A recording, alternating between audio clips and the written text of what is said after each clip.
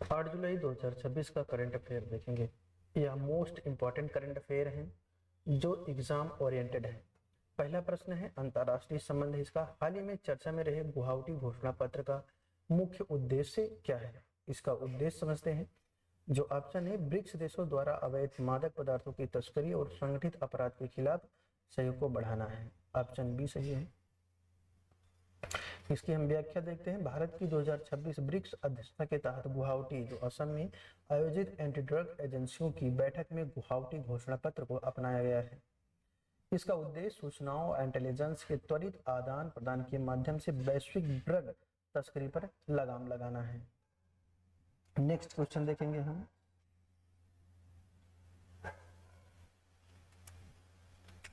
यह इतिहास, कला और संस्कृति से संबंधित है।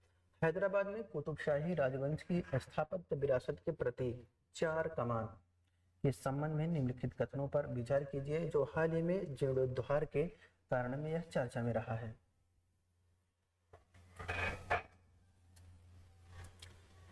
इसके तीन कथन हैं। ये चार अलंकृत प्रवेश द्वारा कुतुबशाही महल परिसर के ऐतिहासिक प्रवेश द्वारों को चिन्हित करते हैं। बिल्कुल सही है। इन चारों मेहराबों के केंद्र में गुलजार हाउस नामक मीठे पानी का फव्वारा स्थित है।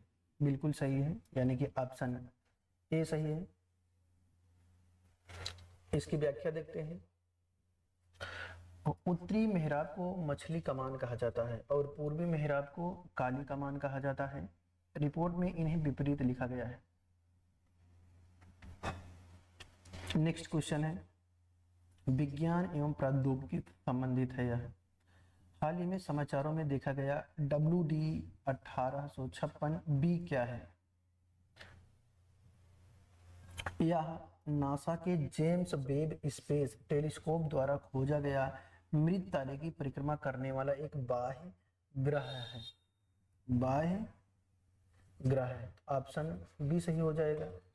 इसकी हम व्याख्या देते हैं। जेम्स वेब स्पेस टेलीस्कोप ने एक मृत श्वेत बौने तारे की परिक्रमा कर रहे WD 1856 बी स्मॉल बी नामक बाह्य ग्रह के वायुमंडल में मीथेन और एरोसोल की पुष्टि की है, जो खगोल विज्ञान में एक बड़ी खोज है।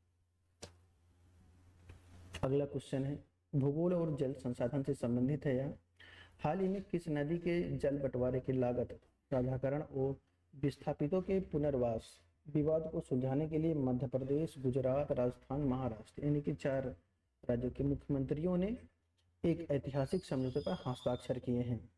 तो यह नर्मदा नदी है। केंद्रीय गृह मंत्री की देखरेख में चारों राज्यों ने सरदार सरोवर परियोजना से प्रभावित विस्थापितों को पुनर्वास खर्च और लागत साझाकरण विवाद को एक मुश्त वित्तीय निपटान के जरिए सुलझा लिया है।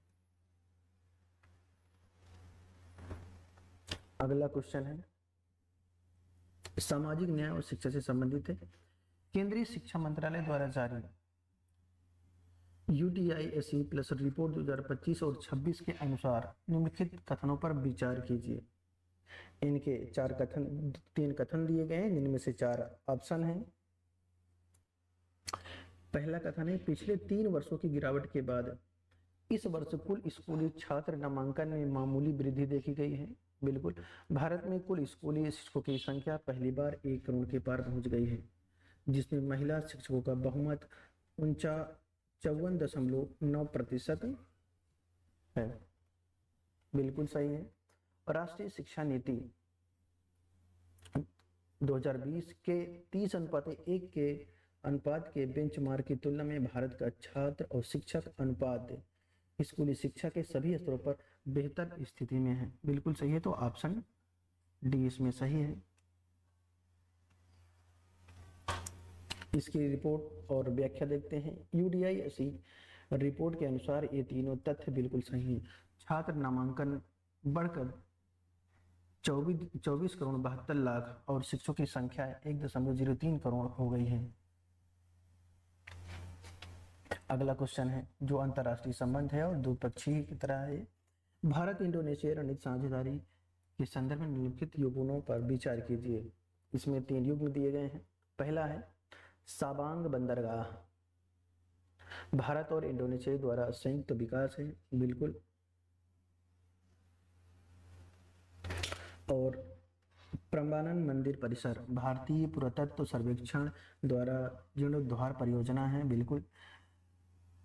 सिंघासारी IIM बेंगलोर का पहला विदेशी परिसर है, बिल्कुल सही है, यानी कि ऑप्शन सी सही है, तीनों सही है।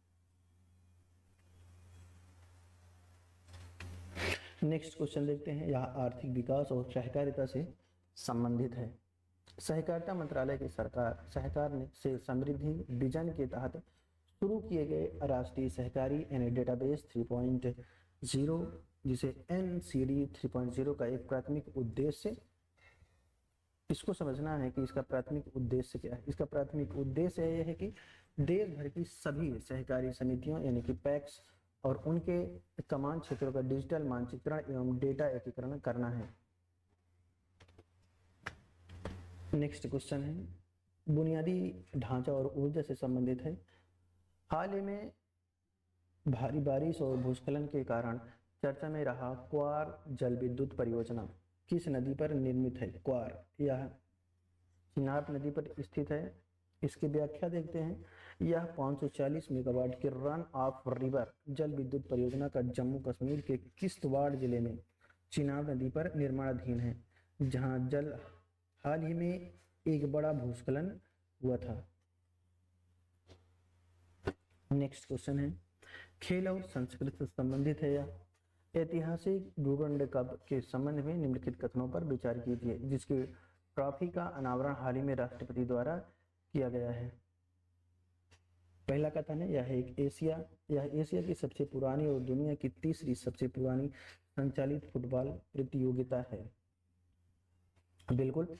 इसकी स्थापना वर्ष 1888 में शिमला में सर हेनरी मोटिमर डूरंड द्वारा की गई थी, बिल्कुल सही है, यानी कि ऑप्शन सी 1 और 2 दोनों सही हैं। इसके व्याख्या देखते हैं। डूरंड कप फुटबॉल टूर्नामेंट 2026 की विजेता ट्रॉफियों यानी कि डूरंड कप, शिमला ट्रॉफी और प्रेसिडेंट कप का अनावरण राष्ट्रपति भवन में किया गया। यह एशिया का सबसे पुराना फुटबॉल टूर्नामेंट है। नेक्स्ट क्वेश्चन देखते हैं। पर्यावरण एवं पारिस्थितिकी से संबंधित है। हाल ही में केंद्रीय पर्यावरण मंत्रालय की रिपोर्ट में चर्चा में रहे हिमालयन यानी कि पेंगोलिन के संदर्भ में निम्नलिखित कथनों पर विचार कीजिए। इसमें 3 कथन दिए गए हैं। पहला है यह मुख्य रूप से पूर्वी और दक्षिणी हिमालय की तलहटी वाले क्षेत्रों में पाए जाते हैं, बिल्कुल। और IUCN की रेड लिस्ट में इसे गंभीर रूप से संकटग्रस्त श्रेणी में रखा गया है, बिल्कुल। तीसरा है कथन इसकी है शल्कों और मांस के लिए दुनिया का सबसे अधिक अवैध रूप से तस्करी किया जाने वाला स्तनधारी जीव है, यानी कि ऑप्शन डी सही है। इसकी व्याख्या देखते हैं। हिमालयन पेंगोलिन भारत के उत्तर पूर्वी राज्यों और हिमालयी क्षेत्रों में पाया जाता है। गंभीर अवैध तस्करी के कारण IUCN की रेड लिस्ट में है और वन्य जीव संरक्षण अधिनियम की अनुसूची 1 के तहत यह संरक्षित है, जिसे क्रिटिकली इंडेंजर्ड कहा गया है। काफी इंडेंजर्ड है यह। तो आज का यह टॉप 10 करंट अफेयर जो आपके एग्जाम ओरिएंटेड है। अब देखते हैं हम अगले दिन